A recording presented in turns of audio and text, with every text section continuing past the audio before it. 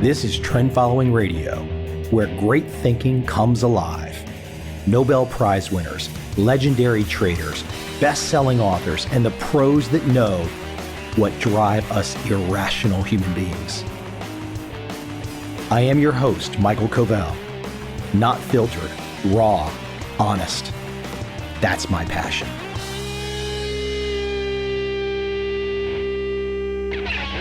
Now, this conversation is why I do my podcast. Now, don't get me wrong, I love all my guests, but it's one of those ones where it's something from perhaps my youth that I was always curious about, and I never expected to have a conversation with Michael Jordan's personal trainer.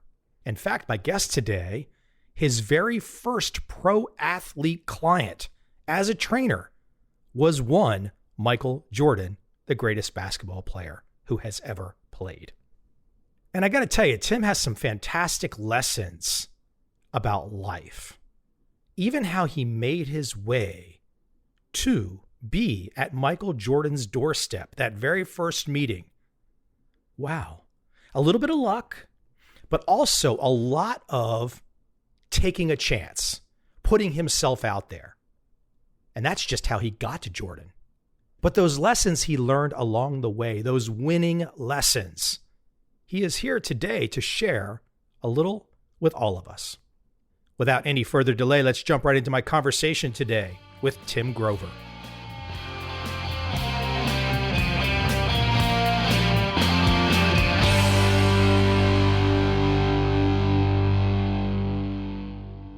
You've got about, I think, looking at ages, you've got about 4 years on me. So I want to take you back in time. I'm going to go a little fishing here in the beginning. I want to take you back in time to 1982.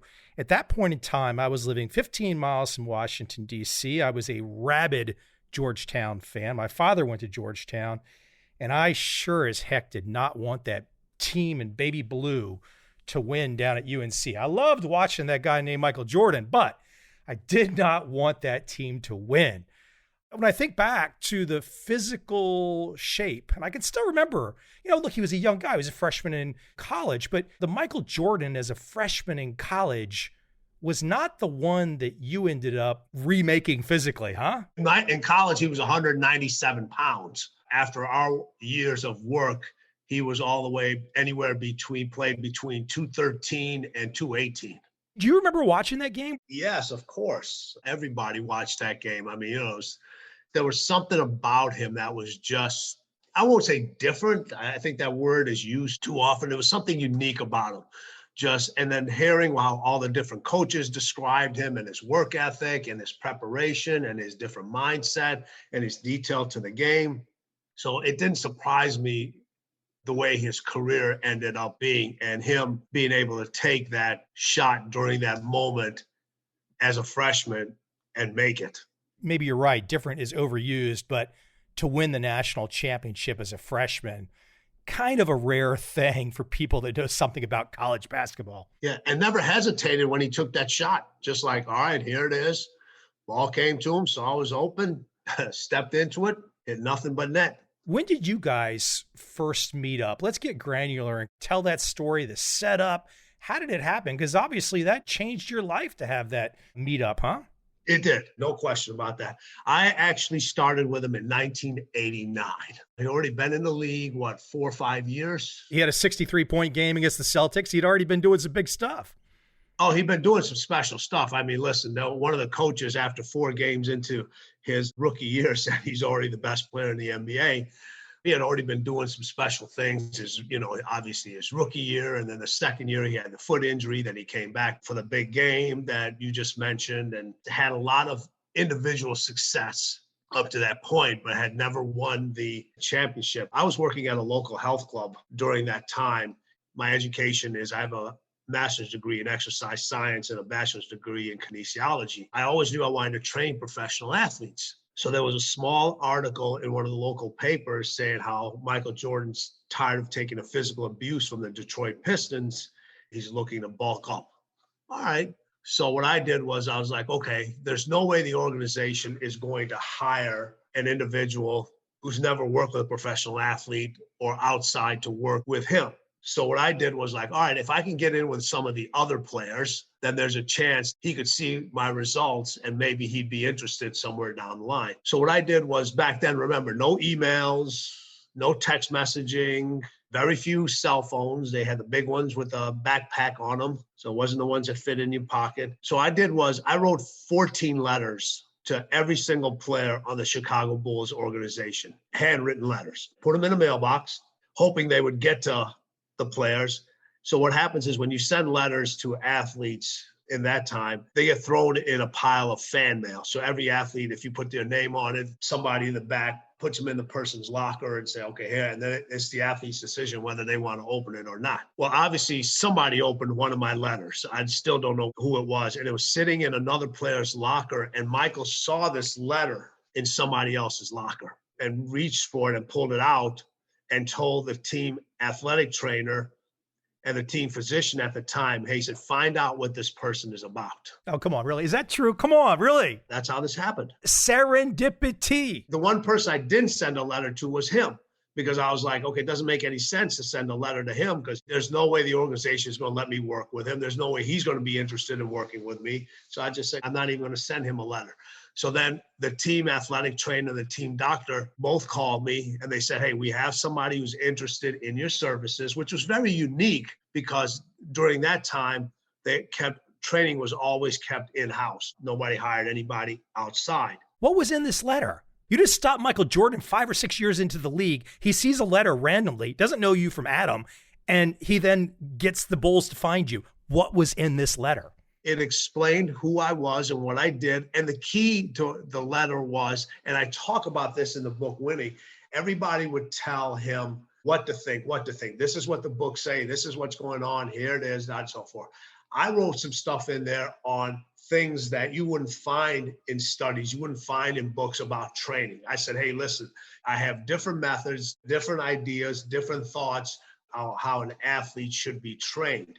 And I just put a couple of examples in there, nothing detailed, but just a couple of things that were different than what everybody else. So obviously something in that letter caught his eye, because when you look at him now, so many years later, when you watched him play, his game wasn't just about what to think, it was how to think. He was very fluent in his movement. He really trusted his instinct. He was so well prepared. My thought process was kind of the same, not knowing that's going to be the edge that got me there. So that's, in my estimation, I've never asked him what was it about that letter. Put it another way, knowing his competitiveness, he could have been simply, why in the hell did I not get a letter? Why did everybody else get a letter, but not me? So here I'm telling you this elaborate story about what I think it is, and it could be something very simple as like, oh, what's this guy think I'm not good enough? For 3 months, we went back and forth. They put me through a bunch of practical exams, a bunch of written stuff to make sure I knew what I was doing. So 3 months time passed. I still didn't know who they were preparing me for. So then they said, hey, here's the address. We want you to go meet the client at 1:30. They just still didn't tell me who it was. So they gave me the address. I went over there. This was before the big gated house. You could just walk up to the house. So I rang the doorbell once, no one answered, rang it twice, no one answered, rang it a third time. And Michael Jordan opens up the door. Obviously, you were pretty well grounded to be writing that letter, the content of that letter, but there still must have been this interesting euphoria that you had to temper in that moment, didn't you? Well, you know what? I'm not a starstruck person. That's the one thing. At that moment, that was very advantageous for me. Listen, I admire what they do. I know how hard they work to get to those areas, no matter what line of work they're in, but I'm not a starstruck individual. So I was just like, all right, here's an opportunity. Even though he was the one individual I did not really prepare for as well as I prepared for the other individuals. But since he was on TV so much, just like you described, there was so much emphasis put on him since that shot. So it was easy to understand and gather information about him and watch his game and what he did. So that was already kind of innate in my head to see what he needed to work on and what he didn't need to work on. He invited me in the house. Well, the first thing before I walked into the house, I had Converse gym shoes on, so we know that wasn't going to work. So I had to take those shoes off. So we went inside the house. We talked for about 45 minutes. I explained my philosophy to him, what my ideas and thoughts were. He was all about, he goes, I need to get bigger. I need to get stronger. And I was like, yeah, okay, that's down the line. These are the things we need to address right now. And he was the first individual that probably came at him and didn't allow him just to dominate the conversation and say, hey, this is what I want. And I was like, no, this is, in order for this to work, this is what we need to do. And the things I told him that were more important was, he's going, I want to be more athletic. I want to be explosive. I want to be more stronger. I want to be able to do these things. So what I said, well, you have some injuries. You have these little nagging injuries that come all the time. Your ankle injuries, groin strains, your hamstrings. I said, let's address those things. If we address those things, you'll automatically be stronger. You'll automatically be faster. You'll automatically be able to jump high. You'll automatically be a better basketball player. So imagine your body functioning at an optimum level. So he goes to me, this doesn't sound right. I said, it doesn't get any righter. I said, give me a chance. Let me prove what I can do. We never discussed money. We never discussed any of this. He goes, I'll give you 30 days. And 30 days turned into 15 years. Of those 30 days, how many days per week were you getting? Every single day that they had practice or a game, I was with him. For the average Joes out there, they're kind of curious. I mean, obviously, whatever a training program you get for one of the world's greatest athletes is not going to be the average Joe training program. What did you start to do in those first 30 days that got him hooked? Was it particular exercises? Was it the mindset talk? What was it? Was it just you? What got him hooked on your direction? What got him hooked was I told him exactly how he was going to feel and where he was going to feel things. 24 hours, 48 hours, 72 hours, 96. I was telling him exactly, hey, this is what your mind and body is going to feel during these times. When we do this particular exercise, this is what we're going to do. This is how your body's going to feel. This is what you're going to be able to do on the court. This is what's going to be a little bit difficult here. This is the time you're going to have to adjust your shot. So all these things were laid out. It was kind of like already telling him what the future was going to be as it related to his body, so he could make the adjustments that were necessary. And when we do this exercise, you may feel here. We do this, your ankle is going to have a lot more mobility here. When we do this thing, your hips are going to open up more over here. And also the program that I did it wasn't conventional to what everybody else would do. Normally you see people in gyms and when they work out, I'm just going to use a shoulder press movement for an example. You'll always see if they have 30-pound dumbbells in one hand, they're going to have a 30-pound dumbbell in the other hand. And I would hand him different weights in different hands and have different reps for one side versus the other. Because I would say, listen, one side is already overused when you constantly play. This is the direction. So now we need to focus in more on the other side. You have a strength deficit on this side. So we need to use more weight on one side, less weight on the other side. And the same thing with his legs. So stuff that was actually still is unconventional to this day. He started to see the results quickly. And with me being able to tell him, hey, this is how you're going to feel. And him, okay, well, this guy actually knows what he's talking about. You're a guy in your 20s at this moment in time, right? What, mid to late 20s? Yes. And so is he. He's got a couple of years on you, I think, if I'm right. And you said you wanted to train pro athletes. Was he your first pro athlete? He was my first professional athlete. This is the craziest story, Tim, right? It really is. This is the craziest story. What I love about it is the letter part, man. That's what people don't understand. I did a bunch of that kind of stuff and met some really interesting people from a similar technique.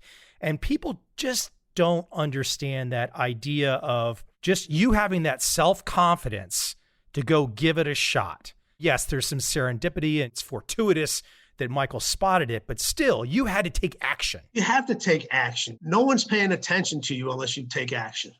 I have this thing that says, hey, what's the one thing that hasn't gone up in price in the world? Talk.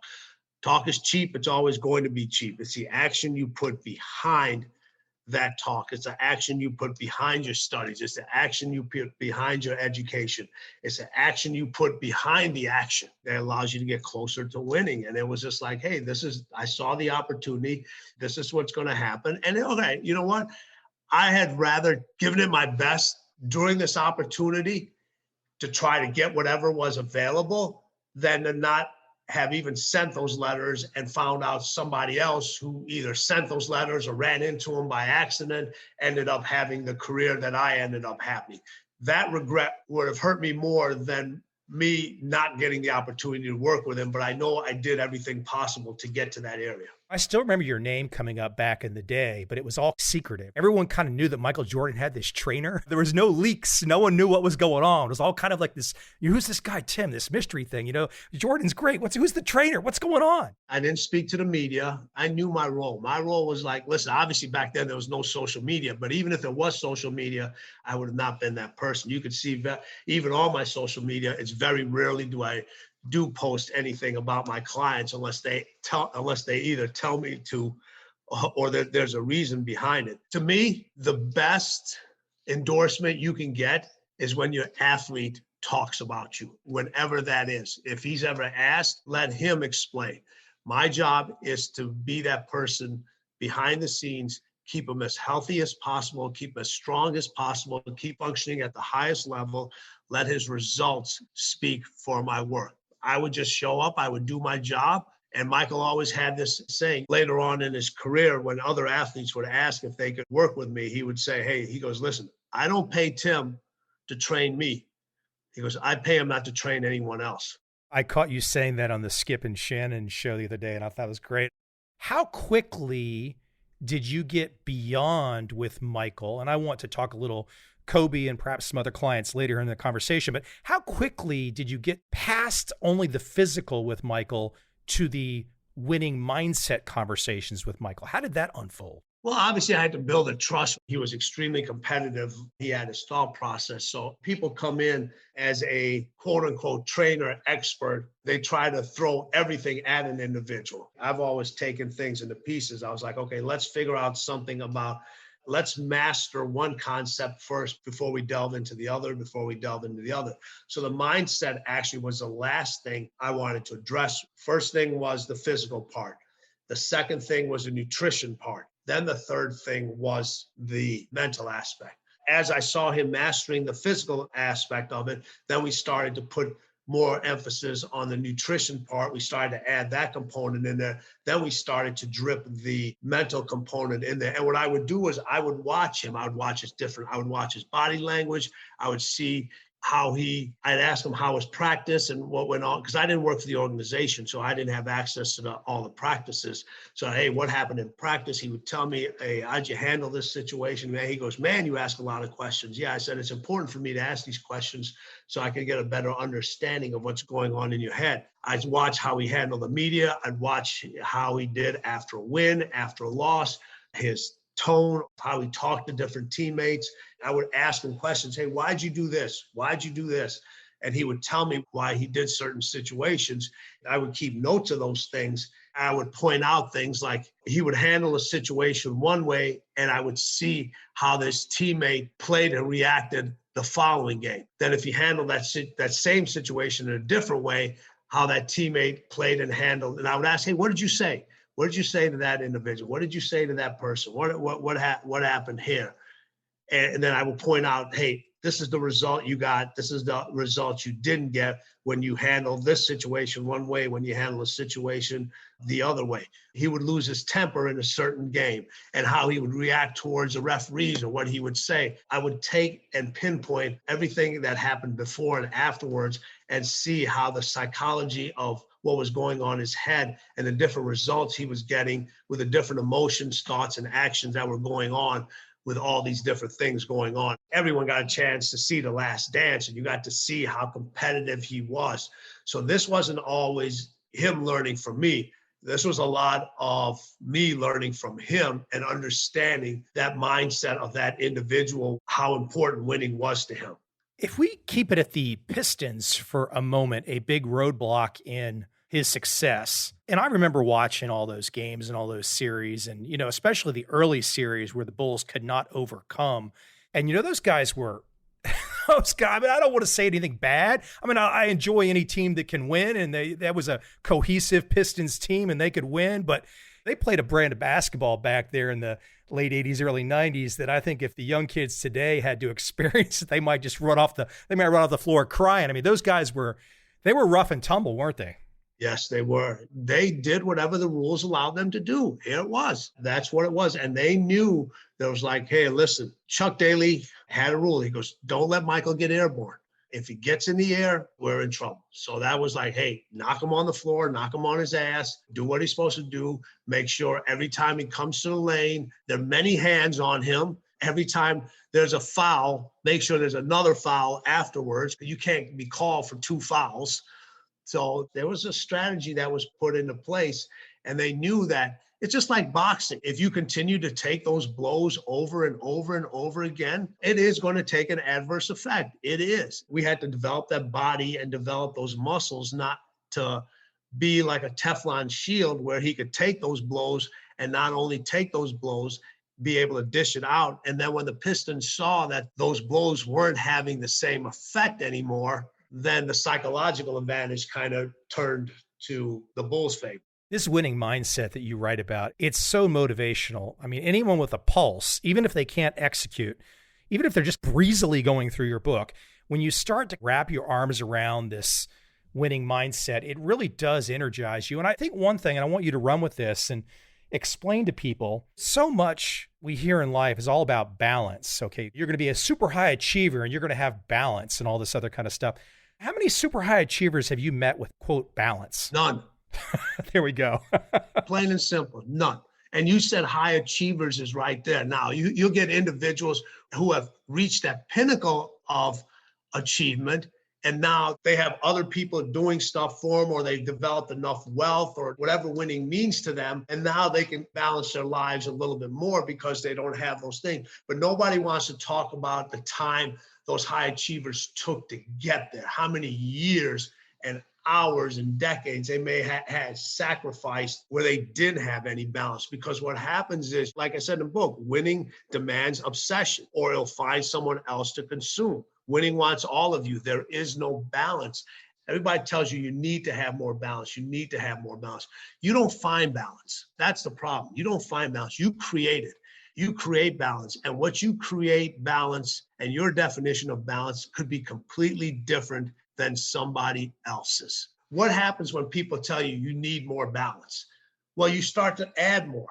You start to add. Everybody says, oh, well, I need more balance. So I need to spend more time here, more time here, more time here. So when somebody says you need more balance, you actually become more unbalanced, because now you're trying to do all these things all over the place. It's like a juggler. I don't juggle, but I know it's a lot easier to juggle 3 things than it is to juggle 30 things. So when people tell you you need more balance, you kind of keep adding stuff, and that's not the way. How do you get closer to the balance that you want to create for yourself? It's not by the addition, it's by the deletion. It's by deleting the unessentials. This is deleting the unessential people in your life. It's deleting the unessential habits. It's deleting the unessential thoughts. It's deleting the unessential actions. It's deleting all these things that you need to do to be able to create that balance, what you want. Remember, time for everything equals time for nothing. Balance is personal. It is personal. You don't want those scales tipping all the way, but you have to decide how much, where it's going to be, how much you want them to tip, where that balance is going to be for that high achiever. There's not a single individual out there. I know it sounds good. I don't talk the rah-rah language.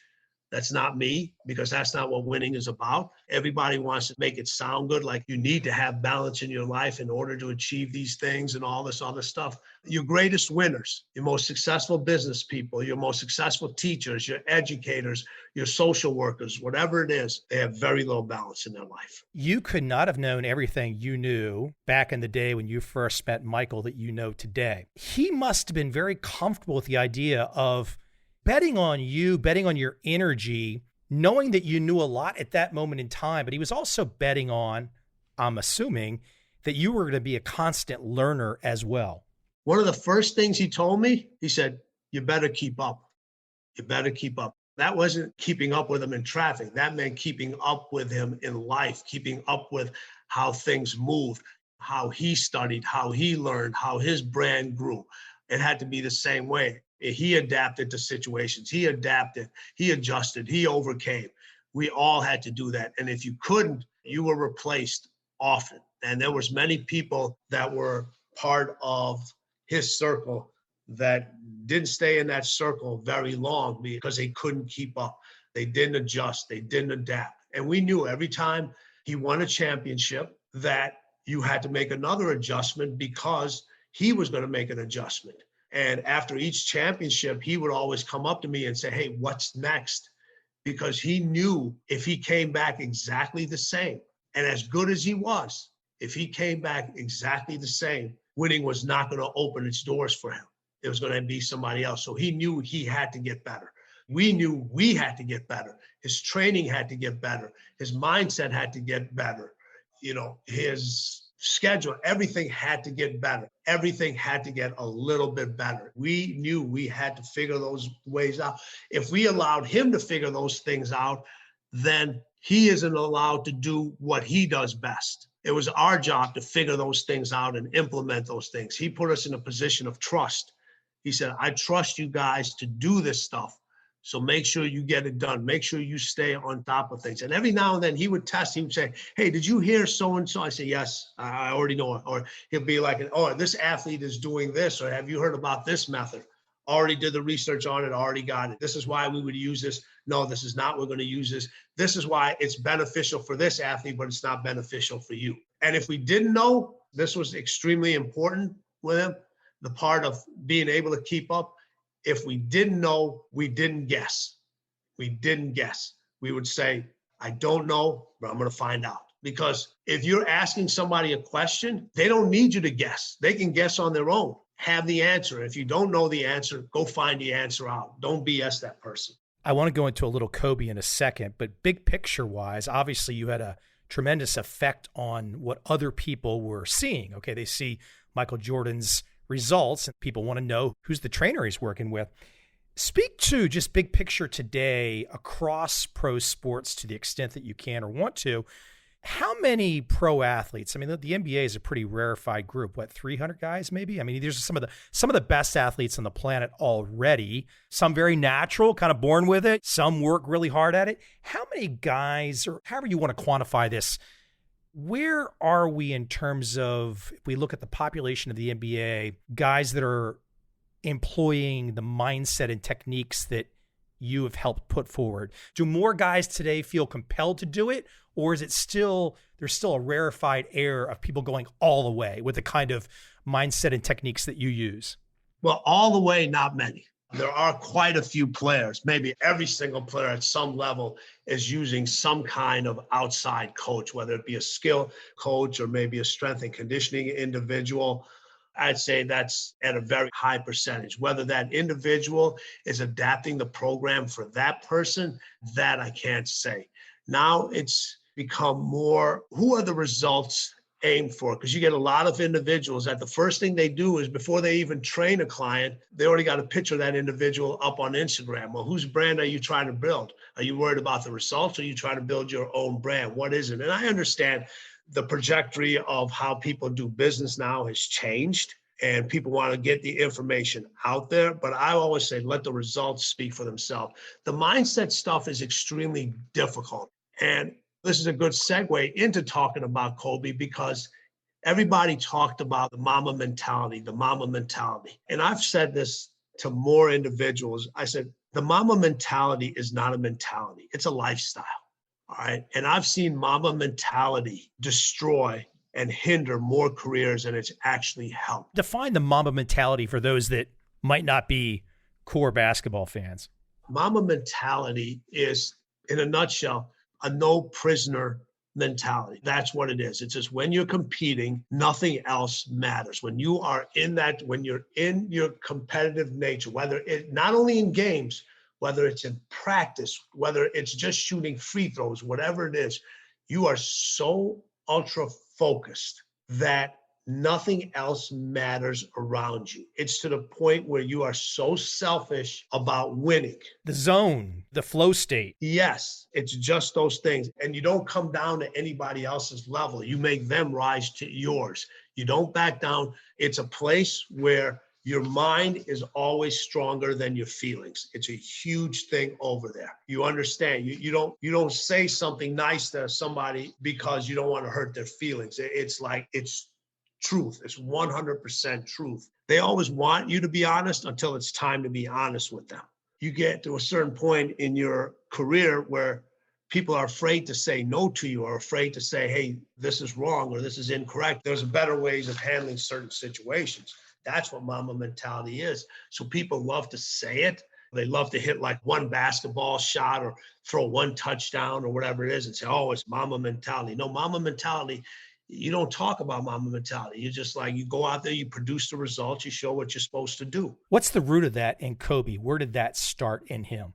So what happened was he was going through a personal issue in his life at a certain stage in his career, and he wanted to create a separate alter ego identity to separate the two of what he was going on in his personal life and what was going on the basketball court. And I talk about this in the book, Winning, the movie Kill Bill. I don't know if you're familiar with that movie, but in the movie, there was an assassin named the Black Mamba. So obviously, if Kobe's looking at something, he's not going to name his alter ego after a garden snake. He's going to name it after the most venomous snake out there. He saw the idea there, and it kind of evolved into this thing of this personality of when I step into practice, when I go to play the games, when I'm on the road, this is the mentality I need to have. When I step in between those lines, this is who I am. It allowed him to focus, like you said, be in that flow state and be that individual where it was no prisoners, no second guessing, knowing that in order to win, that he had to use his heart less. He had to use his mind more, not worry about other people's feelings, didn't care what anybody thought about how he played, what he said, and being able to constantly stay in that flow state that you were talking about. I still remember some of those Boston series with Kobe. And as a Celtics fan, I was just like, damn, I grudgingly had to admit to myself, this guy is too good. I mean, he was just deadly. You had a nice setup on Michael, but speak to some of that one-on-one with you and Kobe. I mean, I'm not trying to compare and contrast. They've each got hellaciously incredible careers on their own, independently, just different stages and different generations and all that kind of stuff. Speak to your involvement with Kobe, perhaps a contrasted difference, something that was more unique in working with him. The two biggest differences, I would say, was Michael had full trust in me. He was just like, hey, I hired you, go do what you're supposed to do. I shouldn't have to question you. If I have to question you, just have the right answer, as I mentioned earlier. Kobe wanted to know everything. He wanted to know every single detail. He wanted to know why we were doing this exercise, why we were doing this exercise in this particular order. Why am I eating this thing? Why do you have me taking a nap at this time? He wanted to know every single detail. His questioning probably made you better though, huh? It did make me better. I don't mind that. If I'm going to challenge you, you have the right to challenge me. Every single thing. And here's the thing. If I can't explain to you why we're doing something and why I have you thinking this way, or why I have you eating something, or why I'm having you doing this exercise, why I don't have you doing this exercise, we shouldn't be doing it. We shouldn't be doing it. There's a reason behind every single thing. And that reason is to get you a step closer to your next win. Challenge me all you want. And this was a way for him also to see, am I developing a program that was a Kobe Bryant program and not what a Michael Jordan program was? Yeah, there were pieces and foundations that were crossed. He wanted to make sure I wasn't just taking what Michael did, because his body type was different. His gameplay, the way he played was different. I wasn't just taking what worked for one individual and trying to force it onto him. And he would ask, he goes, hey, did you have Michael do this thing? But I would say, yes, I had Michael do this. Or no, I didn't have him do this. Yeah, I had Michael do this way, but I'm having you doing this way. This is why I have you eating this. And I had Michael eating this because your metabolic rates are different in different stages of your careers and everything. This is why I want you thinking about these things. I had Michael thinking about other things over here. There was a reason behind everything. God, the preparation, I can think back to when you first met Michael and then meeting Kobe, other athletes, but the preparation, I mean, you're not making it sound easy, but there is a heck of a lot of preparation for you in particular when you're dealing with individuals that are at this particular level. There's no faking it. I mean, you've got to be so prepared. I could just imagine you must have been burning the midnight oil, so to speak, in terms of your preparation every time you dealt with another high achiever in terms of professional athletes. I burned through so much midnight oil, I think I might have caused some of the gas prices to go up. I had no choice. Going back to Michael early in his career, I always tell people I was the original Fitbit. So what I would do is I'd go to the game. I was blessed enough to go to majority of the games. I could watch the games, but I couldn't pay attention to the details that I wanted to. For our younger viewers, they're going to have no idea what I'm talking about here. There was these machines called Betamaxes and VHS recorders that you would actually record a game on. I would set that up to record the game. So then after the games, I would come home because I knew the workout for the next morning. I had to rewatch the game because I had to count all of MJ's steps. I had to count how many steps he took to the left, how many steps he took to the right, backwards, forward, sideways, how many jumps he did. Because if I didn't have that information, I wasn't prepared for the next workout tomorrow because I needed to know if one side was more fatigued than the other. Did the right knee and the right ankle and the right hip take more stress than the left? And what parts, there was a part that he fell, and how did, what happened after that? So I literally would come home, it would be about a midnight, sit there, watch all the games again, do all the details, and then have to be back at Michael's the next morning, depending on what time the workout was. And the workouts were usually at 5 a.m., 6 a.m., or 7 a.m. So I would literally be going on anywhere from 3 to 4 hours sleep at the most. I got kind of a side tangent question here before I bring it back to something that Kobe said.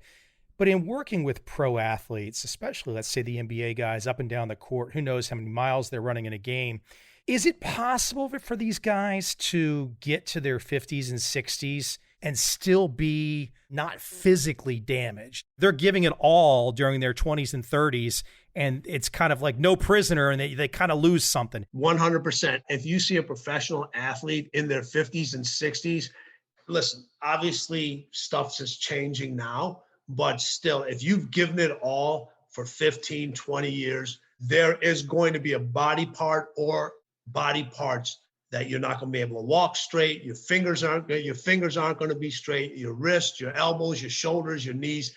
There is going to be a detriment to something physically. If you're giving everything you got, if you're literally playing and practicing at the highest level. I have some of the top conditioned athletes that played the most amount of games in their career.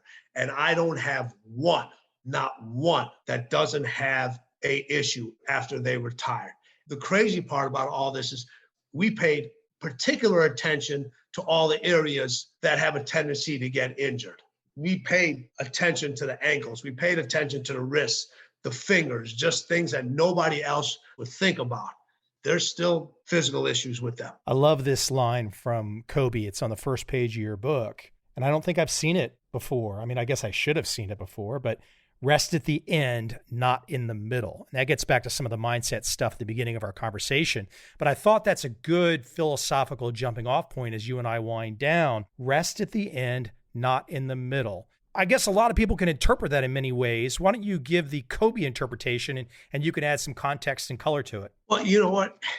This fits in real good with the second to last chapter in the book where it says winning's not a marathon, it's a sprint with no finish line. A lot of individuals think they have the luxury of taking their time. You don't have the luxury of taking your time. You just don't, because time is something that we have no idea when it's going to be taken away from us. So when you get a lot of individuals that just kind of like are in cruise control, yeah, you know what, I got time, I'll have time to figure this out and so forth. Those individuals are constantly managing time. They're the individuals that manage time. The one thing we did with all our athletes and the whole idea about resting at the end and not resting in the middle, start managing focus. Because when you start managing focus, you have so much more time. Oh, just think about when you're in that state where you're so focused, how much more you can get done during that time when you're managing that focus instead of managing time. And people that manage time all the time, they love to rest in the middle. They always like, oh, it's a break time here. I can take a little. Now, I'm not telling you, listen, you need to rejuvenate. You need to get distracted a little bit. You need to let the mind rest. You need to re-energize physically and mentally. But don't stay in that rest state for a long period of time. The people that stay in that rest state for a long period of time don't have the ability to finish. They don't have the ability to win because they have a tendency to get comfortable. We used to talk about this all the time is, everyone says, it's about the journey. Yeah, it is about the journey, but the journey has to have a destination. It has to have a destination. These individuals, they enjoyed the journey, but each one of their journeys had a destination. And that destination allowed them to rest at the end of that journey because they knew the next journey was going to start back up again. So for individuals that are out there, if you want to put something together with that line where it says, hey, rest at the end, not in the middle, start managing focus and stop managing time. What's so cool about your work, your book, your books, several books, is that this winning mindset, too many people, maybe they get out of high school and they move into just a regular job or whatever, and they lose the feeling of what winning is about. They don't have anything in their life where they're competing still. It's like the spring unwinds. The only reason I wake up every day is I'm chasing a win. I'm chasing a win. If I'm not chasing a win, what am I doing? I mean, I wake up every day energized to work on the stuff that I'm working on. I am chasing a win every damn day, every day. I can't turn it off. But I think too many people, and you know this more than I, too many people lose that. They don't have it. I do think your book is a great reminder of folks that, and regardless of how old they are, I love finding those YouTube videos of there's two guys like 100 years old running 100-meter dashes in under 20 seconds. Oh, I love those things too. Yes. Those are great. That stuff is great, Speak to that issue though, of like people that perhaps think, well, I'm past it. I can't do this. I mean, they really can do it. They just need a swift kick and then you know what? Those individuals, and this happens at a lot of stages in people's lives. When did you quit? When did you give up? What made you give up? What made you quit? That's what you have to address.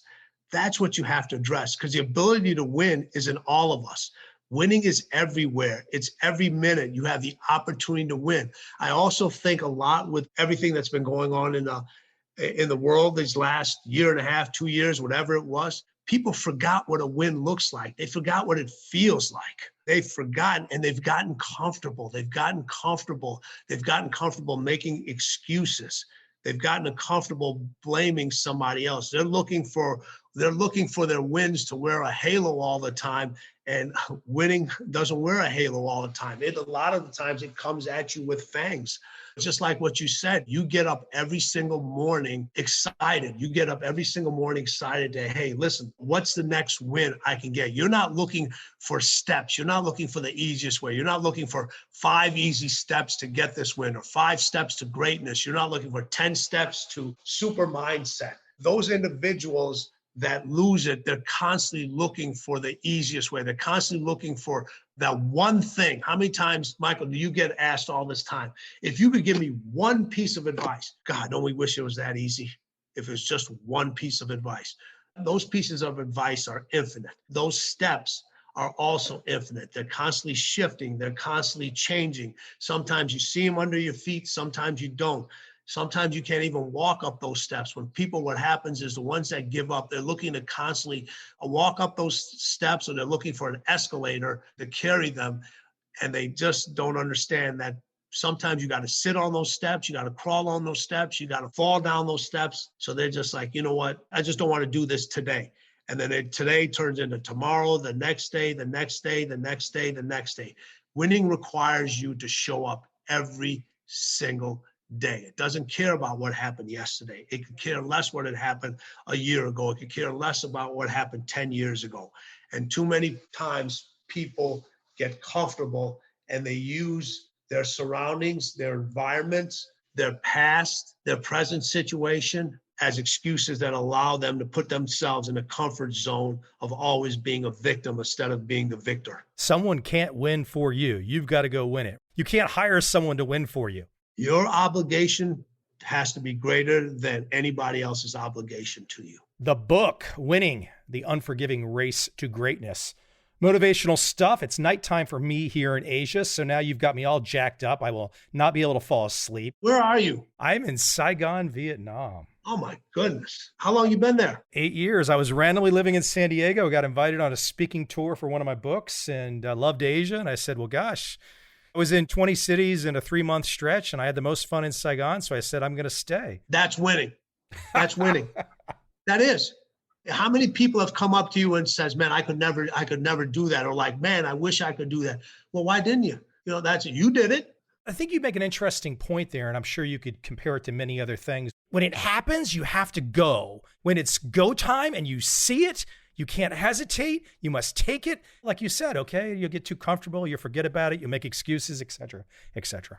That's a great point, and I'll end with this. In the book, you said, listen, we're all going to have fear, but you can't have doubt. You had fear. You're like, do I really want to do this? But you didn't have any doubt that it was the right situation to you. Winning requires you to have no doubt. That's a great one. Again, the book, Winning, The Unforgiving Race to Greatness. Tim, the book is everywhere, all that kind of fun stuff. Lots of great interviews that I've seen with you for this book.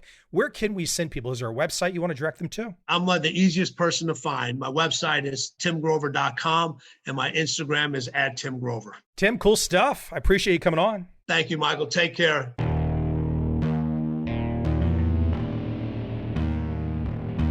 I see a time when those awake will understand how to make money in up, down, and surprise markets.